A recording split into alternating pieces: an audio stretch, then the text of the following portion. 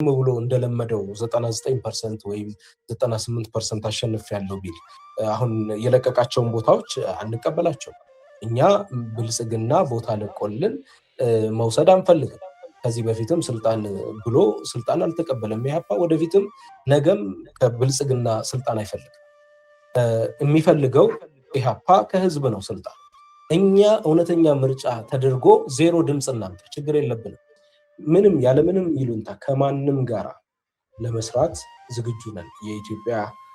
ኢትዮጵያን ነፃነቷን ከሚፈልግ ለእውነት ከቆመ ስለ ሰብአዊነት ከሚቆረቆር የትኛውም አካል ጋር እንሰራለን። ስርዓቱ ስለፈረጀው ስለጠላው ስለገፋው ምንተው አይደለም። እንወያይ፣ እንደራደር፣ ከታጣቂዎቹም ጋር ወደ ድርድር ይግባ። ይሄ ዝም ብሎ በቄስ በሞሎክሴ በሼ ወይም እጅ ስጡኝ ባለፈ ከዛ ባለፈ እውነተኛ ድርድር ችግር ሊፈታ የሚችል ኢትዮጵያ ያስፈልጋታል። ነገም ይሄንን ለዚህ መስዋዕትም ካለብን ለዚህ የትኛውንም ዋጋ መክፈል ካለብን ለመክፈል ተዘጋጅተናል። ምክንያቱም ያለነው ሀገር ይታወቃል። ከዚህ በፊትም ጦርነት ይቁም ሰላም ይስፈን ብለን ሰልፍ ጠርተን የደረሰብን ነገር እናውቀዋለን። ስለዚህ በጎበዝ አለቆች በሚታፈኑበት ሀገር፣ ገንዘብ የሚጠየቅባቸው ሀገር ውስጥ ይህችን ሀገር በዚህ መንገድ በዚህ ግርግር በጦርነት ውስጥ ለመምራት ካልፈለገ በስተቀር ኢህአፓን መፈረጅ ሳይሆን መሸለም ነው የሚያስፈልገው። ሰላማዊ ነገር ከፈለገ እኛም እያመቻቸልን ያለነው ወንድሞቻችንም በጫካ ያሉት የህልውና ትግል ነው ብለው ያመኑ ብዙ አካላት አሉ። ኮዛቸው ላይ ጥያቄ የለንም። ኮዛቸውን እናምንበታለን። የትግል ስልታችን ላይ ነው ልዩነቱ። ይሄንን ምርጫ እንፈልገዋለን።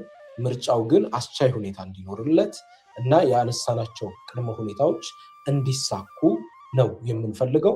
እነዚህ ሁኔታዎች ባልተሳኩበት ግን አምባገነንነትን ከማዋለድ ውጪ ሊሰጠን የሚችለው ዲሞክራሲያዊ ስርዓት ሊፈጥር አይችልም።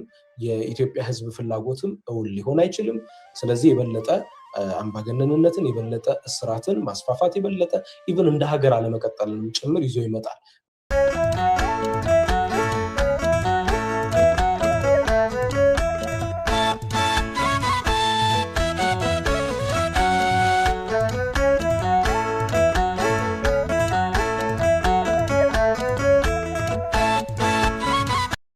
ጥያቄዎቹ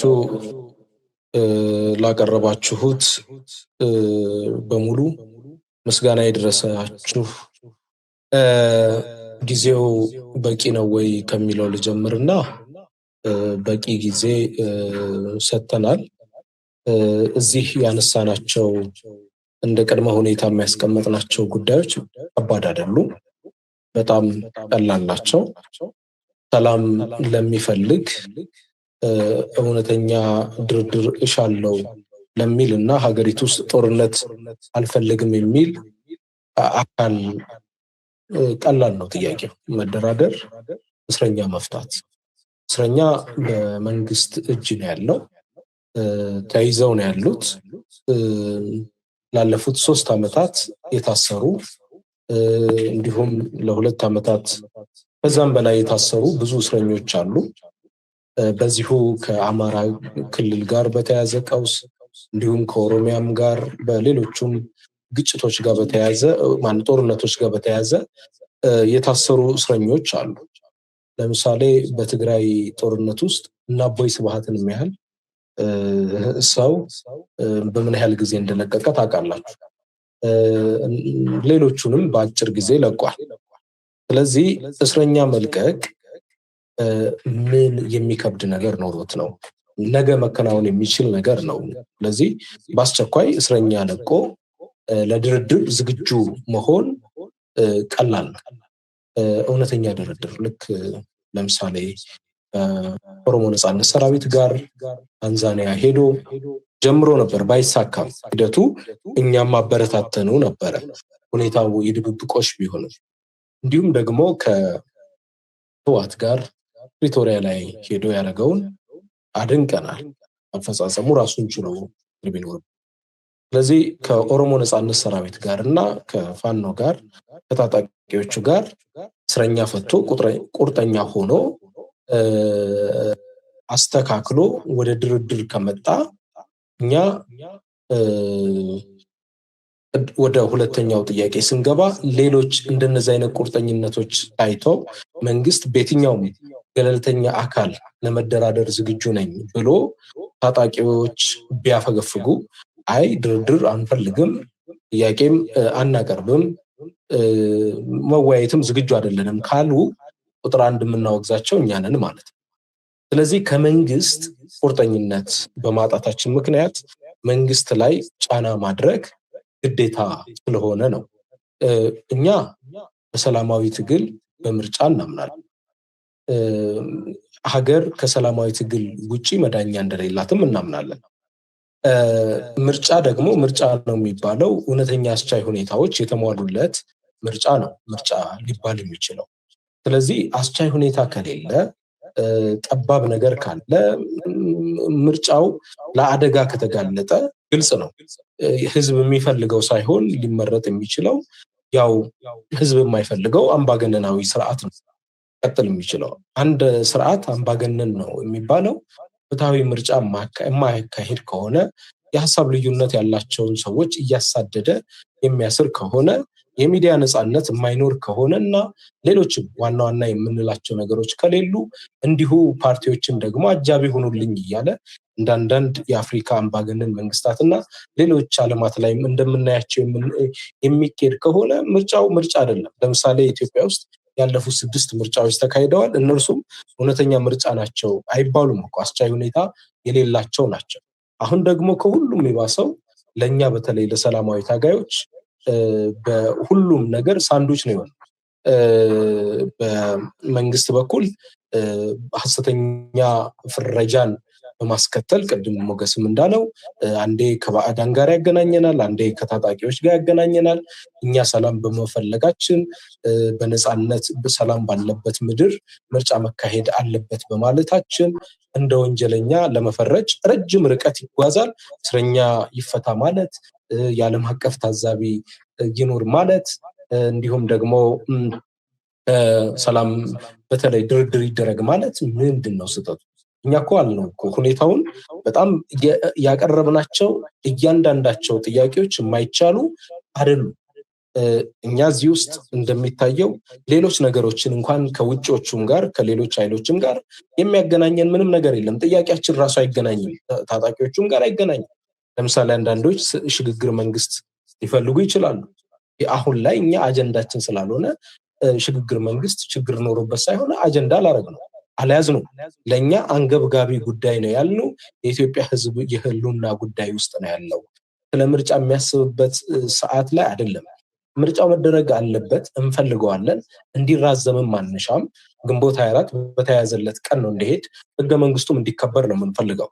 ነገር ግን ህገ መንግስት ማክበር ማለት የምርጫ ቀን ቆርጦ በምርጫ ቀን በዛች ቀን ማድረግ ወይም ህዝብ የተለመደውን የራሱን ካድሬዎች ሰብስቦ ወይም ህዝብን አምታቶ ወይም ደግሞ ህዝብ እየተጠራጠረ ምርጫው ሊጭበረበር ይችላል፣ ከንቱ ሊሆን ይችላል፣ ድምፄ ዋጋ የለውም እያለ በጣም አደገኛ የሆነ ሁኔታ ውስጥ ገብቶ የሚደረግ ምርጫ አይደለም ነው ያለው። ስለዚህ አሁን እኛ ግባችን አላማችን እንደ ምሳሌ ነው፣ ሰልፍ ማድረግ አይደለም ትልቁ ግባችን። ለምሳሌ ነገ መንግስት ተነስቶ ጦርነት አቆማለው፣ እደራድራለው፣ እስረኞች እፈታለው፣ ፈቶ በተግባር ካሳየ ሰልፉን አናረግም። እኛ አላማችን እስረኞች እንዲፈቱ፣ ለምርጫው አስቻይ ሁኔታ እንዲፈጠር፣ እውነተኛ ምህዳር እንዲፈጠር፣ ያን ደግሞ እንዲፈጠር ያሉን መሳሪያዎች የሰላማዊ ትግል ነው። እንግዲህ እኛ ሌላ መሳሪያ የለም። ያለችን መሳሪያ ሰላማዊ ሰልፍ ናት። ያለችን መሳሪያ መግለጫ ናት። ሌሎችም በኢትዮጵያ ውስጥ ከ100 በላይ የተፈቀዱ የሰላማዊ ትግል አይነቶች አሉ። እነርሱን ነው ልናከናውንና ልንጠቀም የምንችለው። ስለዚህ እኛ በሰላማዊ መንገድ በሰላማዊ አካሄድ ሌላ ነገር ከበስተጀርባችን አላማ ሳይኖር አላማችን የሀገር ሰላም፣ አላማችን የንጹሃን እስራት እንዲቆም፣ የታሰሩ እንዲፈቱ፣ ይሄ ብቻ ነው። ይሄ ዓላማ ደግሞ ትናንትም ሳንሸፋፍን በአደባባይ ተናግረነዋል። ጦርነቱም ሲጀመር ጦርነት ይቁም ብለናል። ነገም ይሄንን ለዚህ መስዋዕትም ካለብን፣ ለዚህ የትኛውንም ዋጋ መክፈል ካለብን ለመክፈል ተዘጋጅተናል። ምክንያቱም ያለነው ሀገር ይታወቃል። ከዚህ በፊትም ጦርነት ይቁም፣ ሰላም ይስፈን ብለን ሰልፍ ጠርተን የደረሰብን ነገር እናውቀዋለን። ብዙ ዋጋ ከፍለናል። አዋሽ አርባ ጭምር ሄደን ከፍተኛ የሆነ ቶርቸር ነው የተፈጸመብን። ነገር ግን ገና ለገና እንደ ያኔው አይነት ቶርቸር ይፈጸምብኛል ብዬ ዝም ብዬ ችግሩን ባየው፣ ችግሩ ቀጥ ብዬም ባይ ችግሩ ቤቴ ድረስ እየመጣ ነው ማለት ነው። ስለዚህ መከራው የማይቀርልኝ ሀገር ሰላም እስካልሆነች ድረስ ሀገር አልባ ነኝ እኔም እንደ ፐርሰናል ስናነሳው። ስለዚህ ኢህአፓ የኢትዮጵያን ነፃነት፣ ሰላም፣ የኢትዮጵያ ህዝብን በነፃነት ዲሞክራሲያዊ በሆነ መንገድ የተሻለ ሀሳብ ያላቸውን ፓርቲዎች የሚመርጥበት ምህዳር እንዲረጋገጥለት እንጂ የኢትዮጵያን ህዝብ ማደናገሪያ የዓለም አቀፍ ማህበረሰቡንም እንዲሁ በቃ ዲሞክራሲ መገለጫ እንዲሆንና እንደዚሁ ዝም ብሎ የስሙላ የሚካሄድ ከሆነ ሀገሪቱ በእርግጠኝነት ይሄ ምርጫ አስቻይ ሁኔታ ሳይፈጠር ዝም ብሎ እንደለመደው 99% ወይም 98% አሸንፍ ያለው ቢል አሁን የለቀቃቸውን ቦታዎች አንቀበላቸውም። እኛ ብልጽግና ቦታ ለቆልን መውሰድ አንፈልግም። ከዚህ በፊትም ስልጣን ብሎ ስልጣን አልተቀበለም ኢህአፓ። ወደፊትም ነገም ከብልጽግና ስልጣን አይፈልግም። የሚፈልገው ኢህአፓ ከህዝብ ነው ስልጣን። እኛ እውነተኛ ምርጫ ተደርጎ 0 ድምፅ እናምጣ፣ ችግር የለብንም። የድምፁም ጉዳይ አይደለም፣ የሌላም ጉዳይ አይደለም፣ ሌላም ፍላጎት አይደለም። በዚች በአጭር ጊዜ ሽግግር መንግስት ይካሄድ የሚልም አይደለም። ነገር ግን በዚህ በዋናው በዚህ ምርጫ ወቅት መሰረታዊ የሆኑ ለምርጫው ቢያንስ የሚያስፈልጉ ነገሮች መሟላት አለባቸው ነው። ይህንን ደግሞ እናንተ ለሰብአዊ መብት የቆማችሁ ከጎናችን መቆም አለባችሁ። ከዚህ በፊትም አንዱ የሰላማዊ ትግል ፈተና የተነሱ ጥያቄዎችን በአግባቡ በአንድነት አለመቆምና ሁሉም የየራሱን ጥግ ይዞ ሌላ ሀሳቦች ስላሉ በሁለቱም ኃይሎች ስለምንቀጠቀጥ፣ ስለዚህ ይሄ ፈተና ስላለ የኢትዮጵያ የሰላማዊ ትግል የትም ሊደርስ አልቻለም። ነገር ግን አሁን እኛ በደንብ ተዘጋጅተን ተጠናክረን አስፈላጊውን የሚጠበቁ ዝግጅቶች አድርገን መተናል። እስረኞች ሳይፈቱ እውነተኛ ድርድር ሳይጀመር ይሄ ምርጫ መደረጉ ትርጉም የለውም። ያ ማለት ከምርጫው እንወጣለን ወይ? እንግዲህ ኢህአፓ የራሱ ማዕከላዊ ኮሚቴ ያለው 55 አመራሮች አሉት። ስራ አስፈጻሚ ብቻውን አይደለም የሚወስነው። 55ቱ አመራር ከምርጫ መውጣት አለመውጣት ሊወስን ይችላል። ከዛም በላይ ደግሞ ሌላ ከምርጫው መውጣት በተሻለ ሁኔታ የሚወሰኑ ውሳኔዎች፣ የሰላማዊ ትግል አይነቶች ሊኖሩ ይችላሉ እንደየ አይነቱ። ስለዚህ ዛሬ እሱን ልናብራራ ወይም ሁኔታውን እንትን ልንል አይደለም። ምርጫው ግን አስቻይ ሁኔታ እንዲፈጠርለት ለመታገል በትብብር ነው የምንሰራው። ምርጫ ውስጥ እንግዲህ ቅንጅት ለምርጫ ብቻ የሚሰባሰቡ ኃይሎች የሚሰባሰቡበት ነው። ከግንባርም ከውህደትም ለየት ይላል።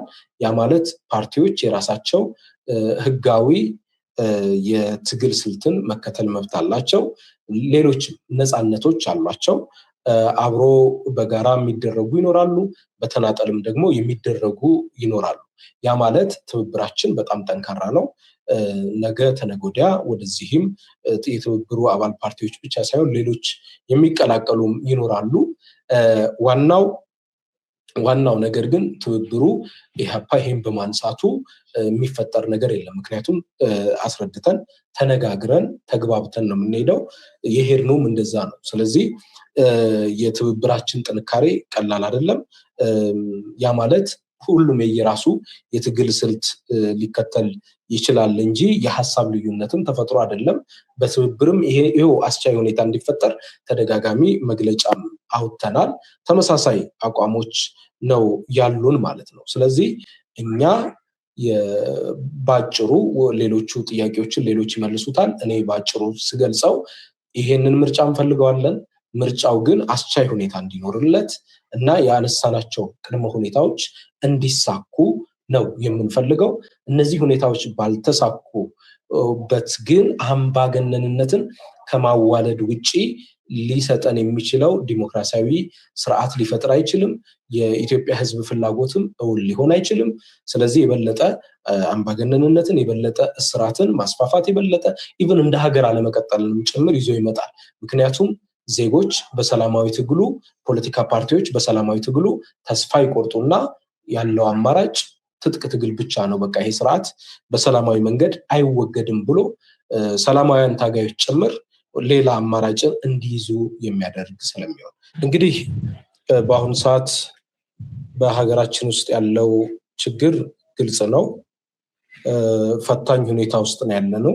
የሚዲያ ነፃነት የለም። እንደተባለው በሀገር ውስጥ የሚንቀሳቀሱ ሚዲያዎች በእስር ቤትና በስደት ላይ ነው ያሉት።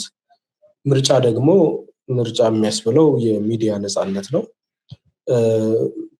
የምርጫ ክርክር ማካሄድ ብቻ አይደለም የአንድ የፖለቲካ ፓርቲ ወደ ህዝብ መድረሻ መንገድ። ከፖለቲካ የምርጫ ክርክር ባሻገር ሌሎችም የትግል ሁኔታዎቹ የሚያደርጋቸው ህጋዊ እንቅስቃሴዎች ለህዝቡ ተደራሽ መደረግ አለባቸው ብለን እናምናለን። በዚህ ረገድ ለምሳሌ የምናወጣቸውን መግለጫዎች ራሱ ተደራሽ የሚያደርጉት ጥቂት ሀገር ውስጥ ያሉ ሚዲያዎች እና ሌሎች ደግሞ ከሀገር ውጭ ያሉ ናቸው። ሀገር ውስጥ ያሉትም የእኛን መግለጫ በማውጣታቸው ምክንያት ብዙ ፈተናና ማስጠንቀቂያ እየደረሰባቸውን ያለፈው ዓመታት በተግባር ያየ ነው። በተመሳሳይ መልኩ የሚደረጉ ህጋዊ ሰላማዊ ትግሎች የሚዲያ ሽፋን ካላገኙ ፖለቲካ ፓርቲዎች ወደ ህዝብ የሚደርሱበት አማራጭ አይኖራቸውም። ስለዚህ ለፖለቲካ ፓርቲ፣ ለምርጫም፣ በአጠቃላይ ለሀገሪቱም ለሁሉም ነገር ሚዲያ ትልቅ እና ወሳኝ ነገር ነው። በዚህ ረገድ ራሱ ስርዓቱ ተፈትኖ ወድቋል ማለት ነው። ስለዚህ ሚዲያ ነፃነት ይኑር ብለንም ያነሳነው እዚሁ መግለጫ ላይ ለዛ ነው። በሚዲያዎች በነፃነት እንዲዘግቡ፣ በነፃነት እንዲንቀሳቀሱ፣ የፖለቲካ ፓርቲዎችን ሀሳብ ወደ ህዝቡ እንዲያደርሱ፣ አማራጭ ፖሊሲዎቻቸውን ብቻ ሳይሆን አንድ በተቃውሞ ጎራ ያለ ፖለቲካ ፓርቲ የገዢ የሆነውን ፓርቲ ደካማ ጎኖችን ለህዝብ ማጋለጥ፣ እንዲታረም ለማስተካከል ብዙ ጥረት ማድረግ ግዴታው ነው። ለህዝብ የቆመ እስከሆነ ድረስ፣ ህዝባዊ እስከሆነ ድረስ ወሳኝ ነው ማለት ነው። እኛ እንግዲህ በምርጫ ነው የምናምነው። በምርጫ ሂደት ውስጥ ነው ያለነው። ለውጥም እንዲመጣ የምንፈልገው በእውነተኛ ምርጫ ነው። አለዛም ደግሞ እውነተኛ ሽግግር ተካሂዶ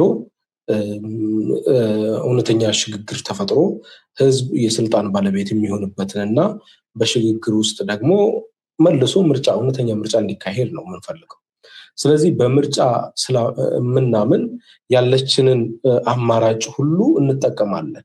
ምርጫው ነፃ፣ ፍትሃዊ፣ ዲሞክራሲያዊ እንዲሆንልን እንታገላለን። ካርዱን መልቀቅ የለብንም፣ መያዝ አለብን የምርጫ ካርዱን በሚል የተሳትፎ እንትላችንን ቶሎ መጣል አልፈለግም፣ መጠቀም አለብን። በሂደት ውስጥም ተጠቅመን ሁኔታዎች እንዲስተካከሉ መታገል አለብን ብለን አመንን። ከዚህ በፊት ከምርጫ የወጡ የተለያዩ ፓርቲዎች ነበሩ።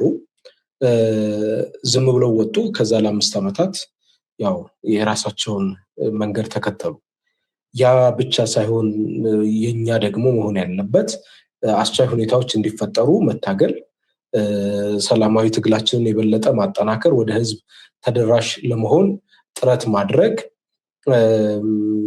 መንግስት ደግሞ ግዴታው እንዲወጣ ማስገደድ፣ ጫና ማድረግ፣ በሰላማዊ መንገድ መታገል፣ እነዚህ መርሆች ስለሆኑ በዲፕሎማሲው መስክ ባለችንም የትግል አማራጭ እየታገልን በምርጫ ሂደት ውስጥ ነን ያለነው። ውስጡ የሚያስፈልጉ እጩዎችን አቅርበናል። ከነችግሩም እየተፍጨረጨርን እንገኛለን። ያለፉት 7 ዓመታትም ከህዝባችን ጎን በመቆም ያለመሰልቸት፣ ያለመድከም ብዙ መስዋዕትነት በመክፈል ለህዝባችን ድምፅ ለመሆን ሙከራ አድርገናል። በበቂ ሁኔታ እና በሚጠበቅብን ልክ ባይሆንም ስለዚህ የዚህ ሁኔታ ሂደት ሞክረን አስቻይ ሁኔታዎች የማይፈጠሩ ከሆነ ምን ይደረግ የሚለውን ማዕከላዊ ኮሚቴው ቅድም የገለጽናቸው በአስቸኳይ ውሳኔ ይሰጥባቸውና ከዛ የቀጣዩ የሰላማዊ ትግል ስልታችን ይፋ የሚደረግ ይሆናል ማለት ነው። በዚህ በተለይ ውጪ ከሚገኙ ወንድሞቻችን ጋር ጦርነት ይቁም፣ ሰላም ይስፈን ሲሉ አብረናቸው ቆመናል። ሀሳባቸው ከኛ ጋር ተመሳሳይ እስከሆነ ድረስ ያለምንም ይሉንታ ከማንም ጋር ለመስራት ዝግጁ ነን። ኢትዮጵያን ነፃነቷን ከሚፈልግ ለእውነት ከቆመ ስለ ሰብአዊነት ከሚቆረቆር የትኛውም አካል ጋር እንሰራለን። ስርዓቱ ስለፈረጀው፣ ስለጠላው፣ ስለገፋው ምንተው አይደለም። ነገር ግን የሀሳብ ልዩነቶች ይኖራሉ። ተመሳሳይ ያልሆኑ ሀሳቢዎችም ይኖራሉ። ይሄ ተፈጥሯዊ ነው። በአሁን ባለው የበይነመረቡ ዝግጅት ላይ የሀሳብ ልዩነቶች አሉ። ለዛም አልተሳተፍንም። እንደ ኢህአፓ እንደ ትብብርም አልተሳተፍንም። ስለዚህ አሁን ባለው ሂደት ላይም ከዚህ ጋር በተያያዘ አንዳችም ግንኙነት የለንም። እንግዲህ ቅድም እንዳልኩት እነርሱ የሚሉት ከምርጫ በፊት ሽግግር መንግስት ይካሄድ፣ እንደዚህ ነው። ምንም ማየት እኮ ነው፣ ማነጻጸር ነው። እኛ የምንለው ደግሞ በአስቸኳይ ድርድር ይካሄድ፣ ጦርነት ይቁም፣ እስረኞች ይፈቱ፣ የሚዲያ ነፃነት ይኖር ነው እያልን ያለ ነው። ስለዚህ ከቀላሉ የሰላማዊ ትግል ነገሮች ነው የተነሳ ነው። የብልጽግና ፓርቲ እንደውም ትልቅ ስራ ሰተኑ አይደለም። ያው አምባገነን መንግስታት ለመስማት ዝግጁ ስላይደሉና ለመሆን ስለማይፈልጉ እንጂ ሁኔታውን መፍታትና ማስተካከል ይቻላል። በአጭር ቀን በአጭር ሳምንታት መፍትሄ ማስቀመጥ ይቻላል። የማይቻል የለም። እስቲ እንነጋገር። እውነት ድርድር ከፈለገ፣ እውነት ሰላማዊ ነገር ከፈለገ እኛም እያመቻቸን ያለ ነው። ወንድሞቻችንም በጫካ ያሉት የህልውና ትግል ነው ብለው ያመኑ ብዙ አካላት አሉ። ኮዛቸው ላይ ጥያቄ የለንም። ኮዛቸውን እናምንበታለን።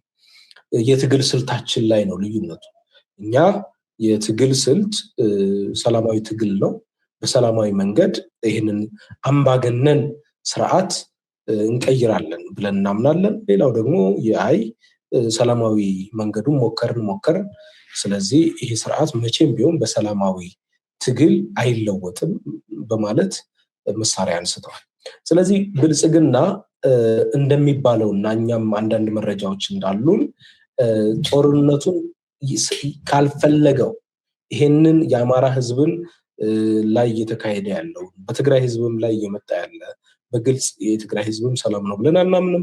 በኦሮሚያም ያለው ከፍተኛ ላለፉት 7 ዓመታት ከፍተኛ የሆነ እልቂት፣ በሌሎችም አካባቢዎች ውስጥ ያለው የህግ የበላይነት ምን የሚባል ነገር ኢትዮጵያ ውስጥ የለም።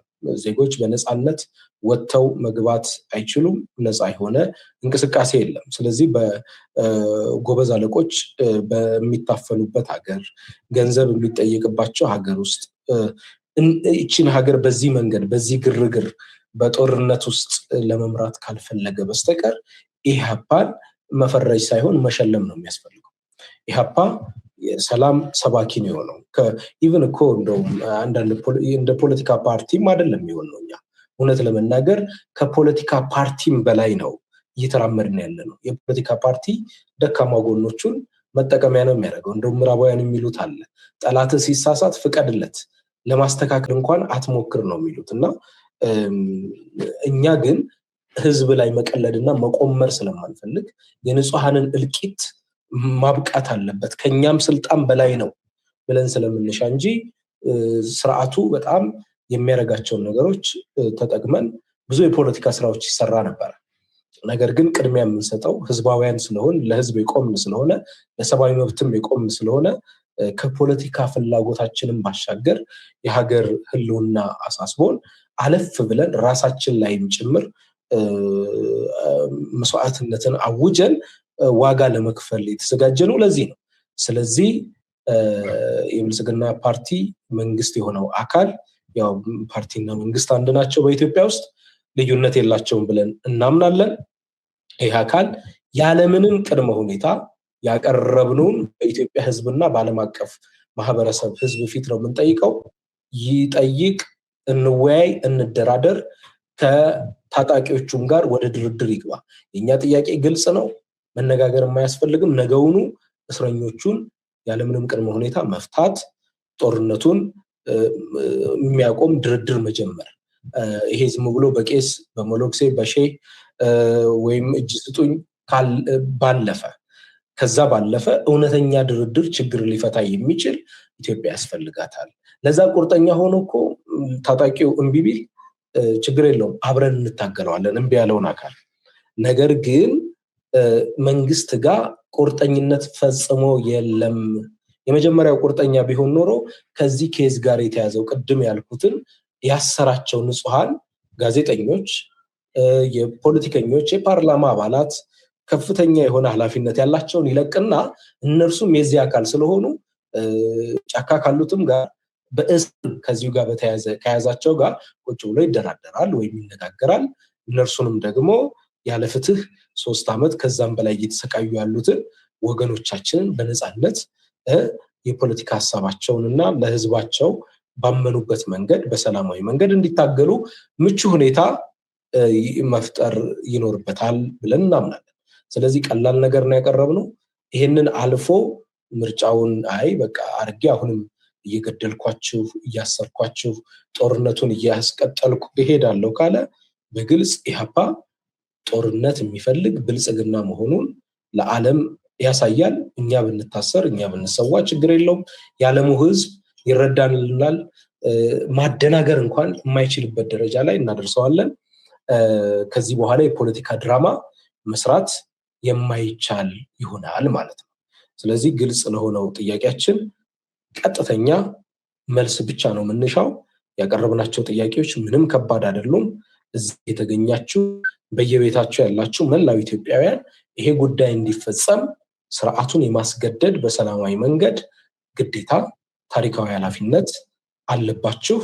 ይሄ ጉዳይ ለጥቂቶች ብቻ ተሰጥቶ እኔ ምን አገባኝ በሰላም ልኑር ማለት አይቻልም።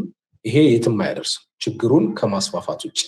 ስለዚህ መንግስትም ደግሞ በአስቸኳይ ጥያቄዎቻችንን መፍትሄ ለመስጠት ቁርጠኛ ይሁን። የማይሆን ከሆነ ግን ትግላችን ይቀጣጠላል፣ ህዝባችን መብቱን ያስከብራል።